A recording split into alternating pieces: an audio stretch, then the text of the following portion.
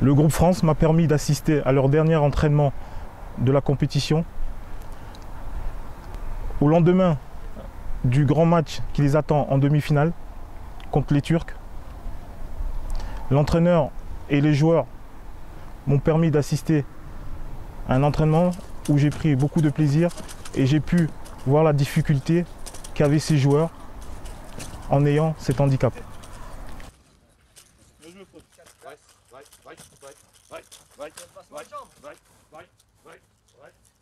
J'ai pu voir la grosse difficulté et là d'autant plus, c'est là que je me suis dit il faut vraiment avoir un grand respect pour ces joueurs parce qu'il n'est vraiment pas facile de jouer avec cet handicap.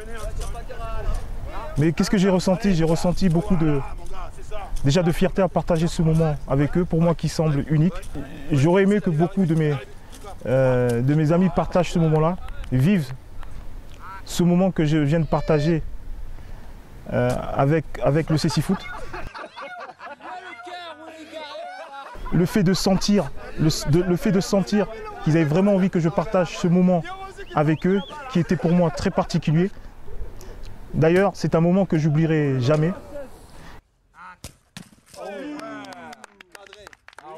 Donc l'entraîneur Toussaint avait préparé sa séance par rapport à la demi-finale qui opposait les Turcs.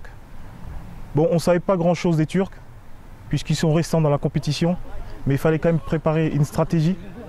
C'est ce qu'a su bien faire Toussaint lors de l'entraînement.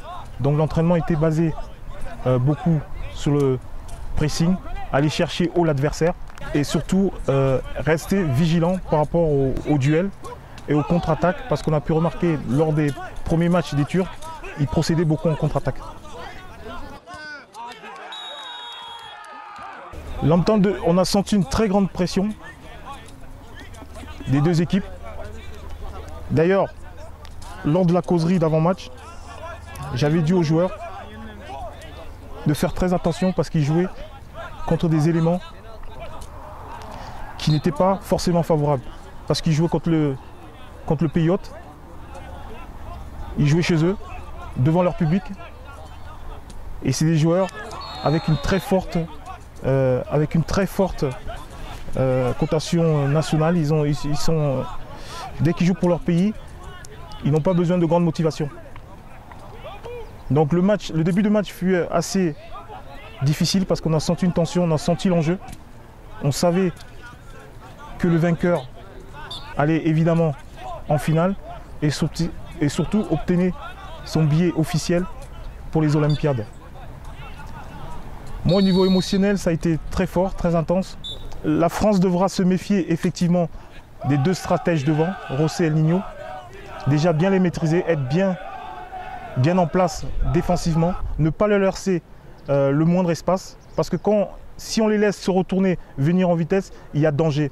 Par contre, il y aurait possibilité d'aller les chercher peut-être un petit pressing, un léger pressing devant pour éviter cette relance, cette transition entre la défense et l'attaque. Bien évidemment, ils auraient moins d'énergie pour pouvoir finir leurs occasions. Ça ne va pas être une partie facile, ça va être une partie très intéressante à suivre parce que c'est deux footballs qui se rapprochent l'un de l'autre. C'est un football, les Français jouent technique, la France joue technique. Ils ont chacun des stratèges. Côté français, il y a Villeroux, Frédéric, Martin Baron. Derrière, il y a quand même Abdé qui est quand même assez solide.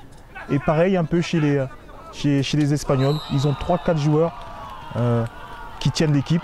Et je pense que ça va faire une partie très intéressante à suivre. Ça sera une très très belle finale. C'est deux jolis finalistes.